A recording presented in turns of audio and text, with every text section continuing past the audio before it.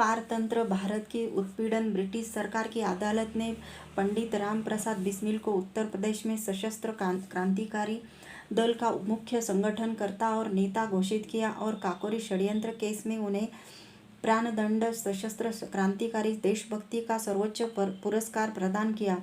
बिस्मिल जी ने देशवासियों से अपनी कुछ अंतिम बात के रूप में यह आत्मकथा गोरखपुर जेल की फांसी की कोठरी में फांसी पर झूलने के 3 दिन पहले तक अधिकारियों की नज़र बचाकर लिखी थी। उन्हीं के शब्दों में सुनिए। आज 16 दिसंबर 1927 को निम्नलिखित पंक्तियों का उल्लेख कर रहा हूँ, जबकि 19 दिसंबर 1927 सोमवार को 6:30 बजे प्रातःकाल इस शरीर को फांसी पर लटका देने की तिथि निश्चित हो चुकी है।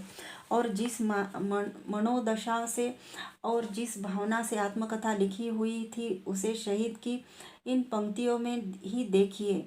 इसी कोठरी में यह सुयोग प्राप्त हो गया कि अपनी कुछ अंतिम बात लिखकर देशवासियों के अर्पण कर दूं। संभव है कि मेरे जीवन के अध्ययन से किसी आत्मा का भला हो जाए। बड़ी कठिनता से वह शुभ अवसर प्राप्त हुआ। महसूस हो रहे हैं वादे फना के झोंके, खुलने लगे हैं मुझ पर असरार जिंदगी के, नशा की हवा भेद रहस्य। क्या हिंदी संसार में शहीद के स्वयं अपने रक्त से फांसी की कोठरी में मृत्यु की छाया में लिखी कोई अन्य साहित्यिक कृति भी है? श्री बनारसी दास चतुर्वेदी ने इसकी तुलना इस संबंध में नाजी जर्मनी के गेस्टापो के अत्याचारों के शहीद वीर जूलियस फूची की पुस्तक से ही है, जिसका अनुवाद नोट्स फ्रॉम दी गेलोज के नाम से अंग्रेजी में हुआ है और जिसके अनेकों अनुवादों के कई संस्करण विभिन्न भाषाओं में सहस्रों की संख्या में निकल चुके हैं और विचरित हो चुके हैं। शहीद वीर जूलियस फूचिक ने भी अपने ये नोट्स अपनी काल कोठरी में अधिकारियों की नज़र बचाकर कागज़ के टुकड़ों पर पेंसिल से लिखे थे और उन्हें एक सहानुभूति रखने वाले जैक पहरेदार के द्वारा बाहर भेजा था। फूचिक ने यह जून 1943 में किया था। उससे 16 वर्ष पूर्व श्री बिस्मिल ने भी अधिकारियों की नज़र बचाकर अपनी फांसी की कोठरी में अपनी आत्मकथा रजिस्टर के आकार के कागज़ों पर पेंसिल से लिखी थी। इन कागज़ों को उन्होंने एक सहृदय जेल के वार्डर के हाथ बाहर गोरखपुर के सुप्रसिद्ध कांग्रेसी नेता स्वदेश के संपादक की श्री दशरथ प्रसाद द्विवेदी के पास भेजा था। पूरी आत्मकथा 3 खेपों में बाहर आई थी। अंतिम खेप तो बिस्मिल जी के फांसी पाने के एक दिन पहले ही आई थी। दल के सदस्य श्री शिव वर्मा ने बिस्मिल जी के फांसी पाने के एक दिन पूर्व उनकी माता जी के साथ एक संबंधी का छद्म वेश बनाकर जेल में बिस्मिल जी से अंतिम मुलाकात भी की थी। अंत में आत्मकथा के ये सब कागज अमर शहीद श्री गणेश शंकर विद्यार्थी के पास पहुंचा दिए गए थे। यहाँ यह उल्लेख कर देना जरूरी है कि बाहर क्रांतिकारी दल में अत्यंत व्यस्त श्री भगत सिंह, श्री चंद्रशेखर आज़ाद आदि साथियों की राय यह हुई कि बिस्मिल जी के इस आत्मचरित में दल के लोगों में पारस्परिक अविश्वास, कटुता और अन्य प्रकार की वैयक्तिक कमजोरियों पर यथार्थ लेकिन आवश्यक से अधिक जोर पड़ गया है, जबकि उसके संतुलन में उन बातों और साथियों के उन गुणों का बखान प्राय उतना नहीं हुआ है जितना कि उचित रूप में होना चाहिए था और जिनके कारण ही ये सब कमियां होते हुए भी ये संगठन चलते रहे और उनके कार्यकलाप में आत्म बलिदान, बंधु प्रेम, विश्वास, अनुशासन की भावना, सहन शक्ति की पराकाष्ठा की अभीष्ट अभिव्यक्ति सदैव प्रचुर मात्रा में होती रही। और यह बात तो है कि आत्मकथा में सशस्त्र क्रांतिकारी आंदोलनों के उस समय वक्त के पहले की बात होने और क्रांतिकारियों की मनोदशा नकटा पंथियों जैसी होने की बात, जो निराशा और अवसाद के स्वर में कही गई है। श्री भगत सिंह और चंद्रशेखर आज़ाद आदि साथियों को जो प्राण होम रहे थे और अंततः जिन्होंने हम भी दिए, भला कैसी रुचिकर हो सकती थी यह। हाँ, श्री अशफाक उल्लाह के संबंध में बिस्मिल जी ने जो कुछ लिखा है उसे पढ़कर सब गदगद हो गए थे। वह वृत्तांत बड़ा ही स्फूर्तिप्रद है और हिंदू मुस्लिम ऐक्य की भावना को बढ़ाने वाला है। इसे सब मुक्त कंठ से स्वीकार करते थे। फांसी की कोठरी में लिखी गई इस आत्मकथा की प्रेरक शक्ति और भाव मूल्य से भला कौन सहृदय व्यक्ति इनकार कर सकता था। और एक शहीद की देश के लोगों के नाम वसीयत की गई इस धरोहर को कौन हजम कर सकता था। परंतु दूसरी ओर उस समय उसका प्रकाशन भी कोई आसान काम नहीं था।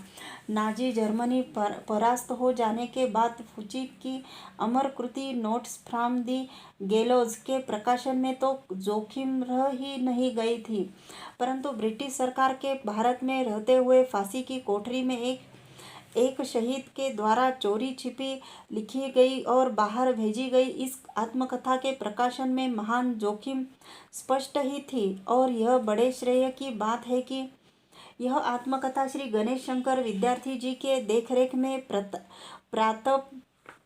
प्रताप प्रेस कानपुर से प्रकाशित काकोरी के शहीद नामक पुस्तक के अग्रभाग में छपी। साथियों की राय में इस आत्मकथा के अंत में जो अवसाद और निराशाजनक बातें आ गई थी अथवा पारस्परिक कटुता, वैमनस्य आदि पर अनावश्यक बल पड़ गया था, उसका संतुलन उक्त पुस्तक में प्रकाशित अन्य क्रांतिकारियों के विवरणों से यथेचित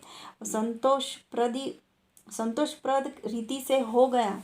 विश्वास किया जाता है कि श्री गणेश शंकर विद्यार्थी इस आत्मकथा को भली भांति देख गए थे। इस पवित्र धरोहर में किसी को मीन मेष करने, उसकी भाषा सुधारने आदि का कोई अधिकार नहीं। इस आत्मकथा के संपादन के संबंध में विद्यार्थी जी की यही धारणा रही। फिर भी आत्मकथा में भूल से भी ऐसी बातें नहीं जाने दी जा सकती थी जिनसे पुलिस को कुछ और सुराग मिलता और अन्य क्रांतिकारी विपत्ति में पड़ने या अन्यथा सरकार का लाभ और स्वातंत्र्य आंदोलन की क्षति होती।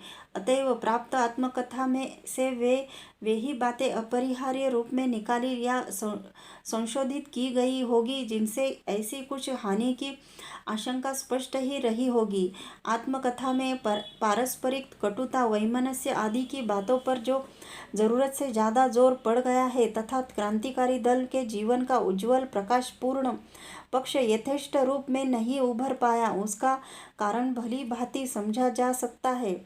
यह आत्मकथा जेल में फांसी की कोठरी में लिखी जा रही थी। सर्वविदित है कि फांसी की सजा पाए कैदी को सबसे अलग एक अलहदा कोठरी में रखा जाता है। उसके ऊपर एक विशेष पहरेदार चौकी नियुक्त रहती है जो उस पर बराबर 24 घंटे नजर रखती है। रोज सवेरे शाम नियम पूर्वक उसकी कोठरी की तलाशी ली जाती है तथा बीच बीच में अकस्मात भी जेल के अधिकारियों द्वारा तलाशी ली जाती है। अतएव यह खतरा तो सदा ही था कि यह आत्मकथा कभी भी सरकार के हाथों में पड़ सकती थी। इसलिए क्रांतिकारी दल में सदस्य और उससे सहानुभूति रखने वाले व्यक्तियों के नाम तो इसमें लिखे ही नहीं जा सकते थे। उनके कार्यों की ओर संकेत किया जाना भी उनके लिए खतरे से खाली नहीं था और इस सबको उस समय प्रकाशित तो किसी भी भांति नहीं किया जा सकता था। अतएव मजबूरी तौर पर ही दल के जीवन की सुनहरी बातों को बिस्मिल जी अपने आत्मचरित में नहीं दे सकते थे।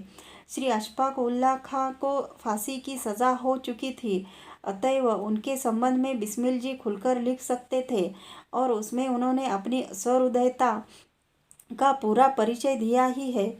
अस्तु, काकोरी के शहीद में यह आत्मकथा श्री गणेश शंकर विद्यार्थी की देखरेख में छपी और इतिहास इस बात का साक्षी है कि इस पुस्तक के प्रकाशन के बाद गुप्त सशस्त्र क्रांतिकारी आंदोलन का बल बढ़ा ही कम नहीं हुआ। बिस्मिल जी का the Hindustan republican association, Shri Bhagat Singh, Chandrashekhar Azad आदि के नेतृत्व में the Hindustan socialist republican association या आर्मी के रूप में पुनर्गठित हुआ और पहले से अधिक अच्छी तरह चला। यद्यपि उसमें भी ऐसे अविश्वास और कटुता की बातें हुई और लाहौर षड्यंत्र केस चलने पर दल में पुनः अप्रूवर और अन्य भांति कमजोर लोग निकले, परंतु उनमें से मृत्युंजयी अमर शहीद जितेंद्र नाथ दास जैसे शक्तिशाली, भगत सिंह जैसे स्नेही, विश्वासी, आदर्श वीर भी निकले। दल में जो पारस्परिक विश्वास, प्रेम और चारित्रिक दृढ़ता की अभिव्यक्ति होती थी, वह अविश्वास, कटुता और कमजोरी से कहीं अधिक थी और इसी के बल पर ऐसे दल चले और उन्होंने यशस्वी कार्य भी किए और जतिन दास, चंद्रशेखर आज़ाद, भगत सिंह, राजगुरु, सुखदेव आदि जैसे आदर्श चरित्र देश के नौजवानों को मिले।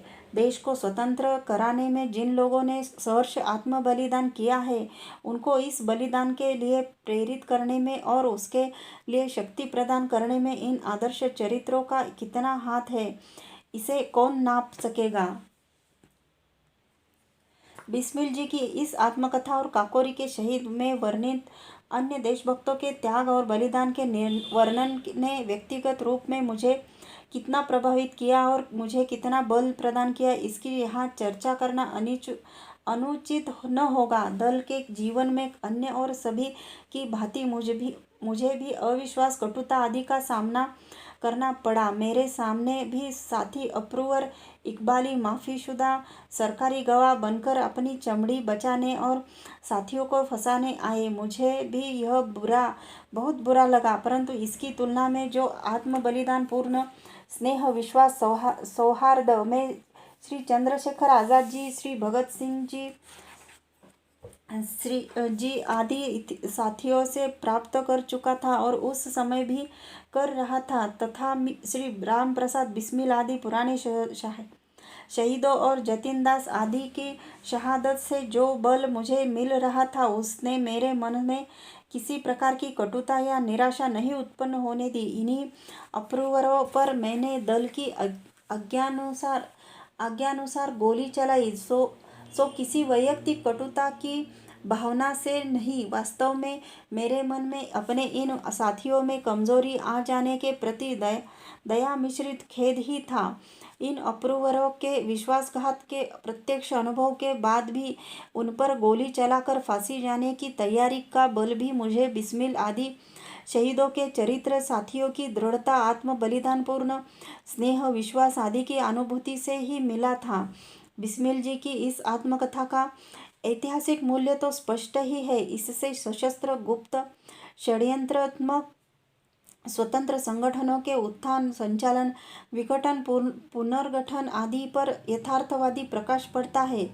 इसके सिवाय स्वातंत्र्य के लिए देश के नौजवानों की छटपटाहट, उनके प्राणों के स्पंदन की छटा इसमें देखी जा सकती है। पंडित राम प्रसाद बिस्मिल किसी विशिष्ट सुखी धनाढ्य परिवार में उत्पन्न नहीं हुए थे। कोई बड़ी शिक्षा, दीक्षा, संपन्नता का आडंबर भी नहीं उनके साथ संलग्न नहीं था।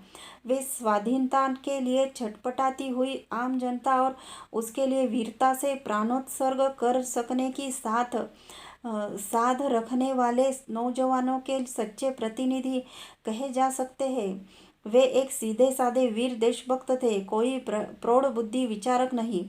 देश के नौजवानों की आम राजनीतिक चेतना जैसे अनुभव से समाजवादी मार्ग की और विकसित होती जा रही थी। इसे बिस्मिल जी की इस आत्मकथा में भी भली भांति देखा जा सकता है। उन्होंने अपनी फांसी की कोठरी में यह सच्चे दिल से अनुभव किया कि जिस क्रांतिकारी आतंकवादी मार्ग पर वे स्वयं और वे गुप्त षड्यंत्रवादी संगठन चलते रहे हैं, उनसे कुछ विशेष लाभ नहीं होगा। यद्यपि इस तथ्य की और भी उन्होंने दुर्लक्ष्य नहीं किया है कि इस मार्ग पर चलकर नौजवानों ने जो बलिदान किया है वह व्यर्थ नहीं हुआ और देश की आम राजनीतिक जागृति में और स्वातंत्र्य संघर्ष के विकास में इन बलिदानों का महान मूल्य है। फिर भी उन्होंने फांसी के तख्ते से अपनी इस अनुभूति को प्रकाशित करते हुए अपने साथियों और देश के नौजवानों और समस्त स्वातंत्र्य प्रेमियों को सामूहिक संगठनों, किसान मजदूर आंदोलनों में तथा कांग्रेस में कार्य करने के लिए कहा। यद्यपि ऐसे गुप्त सशस्त्र आतंकवादी संगठन तुरंत ही समाप्त नहीं हो गए, परंतु ऐसे संगठनों में काम करने वाले पर और आम सशस्त्र विद्रोहात्मक आंदोलन पर इसका असर पड़ा ही, क्योंकि यह अनुभूति केवल श्री बिस्मिल जी की ही अनुभूति नहीं थी, यह तो समय की आम अनुभूति भी थी। बिस्मिल जी ने लिखा है, भारत की भावी संतान तथा नवयुवक वृंद क्रांतिकारी गुप्त सशस्त्र संगठन करने की अपेक्षा जनता की प्रवृत्ति को देश सेवा की ओर लगाने का प्रयत्न करे। श्रमजीवी तथा कृषकों का संगठन करके उनको जमींदारों का तथा रईसों के अत्याचारों से बचावे। भारतवर्ष के रईस तथा जमींदार सरकार के पक्षपाती है। मुख्य श्रेणी के लोग किस प्रकार इन्हीं के आश्रित है। बिस्मिल जी के यह सब लिखने के पहले ही उनके दल के अविशिष्ट लोगों में से सर्वश्री शिव वर्मा, विजय कुमार सिन्हा, सुरेंद्रनाथ पांडे, ब्रह्मदत्त आदि कानपुर के कार्यकर्ता गुप्त सशस्त्र क्रांतिकारी संगठन में काम करने के साथ ही साथ श्री गणेश शंकर विद्यार्थी के नेतृत्व में कानपुर मजदूर सभा में काम करने लगे थे। यह सूचना संभवतः बिस्मिल जी को नहीं मिली थी और पंजाब में नौजवान भारत सभा कायम हो चुकी थी और उसका घोषणा पत्र भी प्रकाशित हो चुका था। इस सभा के कर्णधारों में थे श्री भगत सिंह, भगवती चरण वोहरा, सुखदेव, केदारनाथ सहगल, सोहन सिंह जोश आदि। और यह इसी प्रवृत्ति का परिणाम था कि बिस्मिल जी का संगठन दी हिंदुस्तान रिपब्लिकन एसोसिएशन भगत सिंह, चंद्रशेखर आज़ाद आदि के नेतृत्व में the Hindustan socialist republican association या आर्मी के रूप में विकसित हुआ। नौजवान भारत सभा एक प्रकार से इसी का एक खुला पक्ष था, जो खुले आंदोलन, विद्यार्थी संगठन, मजदूर संगठन, किसान संगठन आदि की ओर बढ़ा। वास्तव में कांग्रेस के नीचे सन 1930 और 1932 के दो महान जन आंदोलनों के अनुभव, मजदूर हड़तालों, किसान सत्याग्रहों की शक्ति के अनुभव तथा कांग्रेस में समाजवादी दल के संगठन बन जाने तथा साम्यवादी दल के अधिक सक्रियता से राजनीतिक क्षेत्र में आ जाने के बाद ही गुप्त षड्यंत्रात्मक आतंकवादी संगठनों की परिसमाप्ति हुई।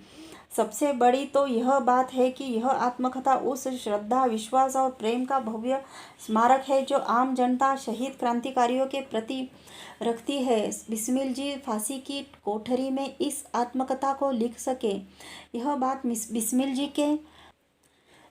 के लिए जितने श्रेय की है, उससे कहीं अधिक उन अनपढ़ या मामूली पढ़े लिखे जेल वार्डर के श्रेय की है, जिनके पहरे में या संरक्षण में यह लिखी गई। फांसी की सजा पाए हुए कैदी पर 24 घंटे पहरेदार की नज़र रहती है। कौन जानता है कितने पहरेदार बदले होंगे और न जाने कितने पहरेदारों और जेल के अन्य अधिकारियों के सहयोग से इस आत्मकथा का लिखा जाना संभव हुआ होगा। कितने लोगों ने इसके संबंध में जोखिम उठाई होगी।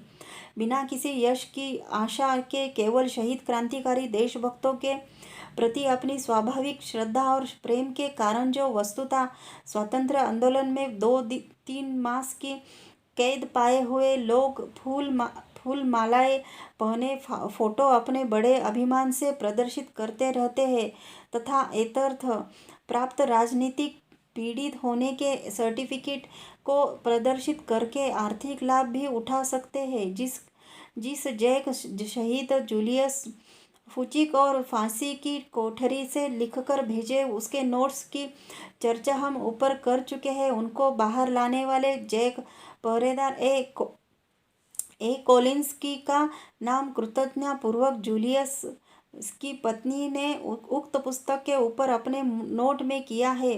उस इसे हम अपनी लापरवाही कहे या कृतज्ञता कि हम आज स्वतंत्र भारत में उन जेल वार्डरों का नामोल्लेख भी नहीं कर पा रहे हैं जिनको इस आत्मकथा के फांसी की कोठरी में लिखे जा सकने का और उसे बाहर आकर प्रकाशित हो सकने का अधिकांश श्रेय मिलना चाहिए।